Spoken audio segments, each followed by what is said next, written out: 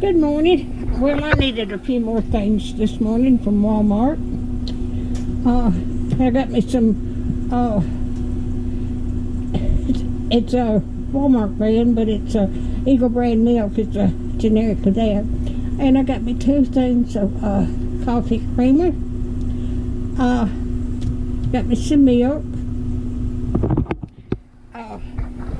And I got me some Kool-Aid. And I needed some razors. Okay, I needed eggs.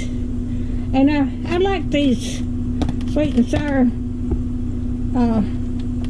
Marie Callender sweet and sour frozen chicken dinners. So I got me 3 of them. I needed some Cool Whip. And I've been wanting some more butter pecan ice cream. So that's what I got this morning. If you like my videos, just like, share, and subscribe, and hit that little bell when you want to be notified when I got another video. Thank y'all so much, and y'all have a wonderful day.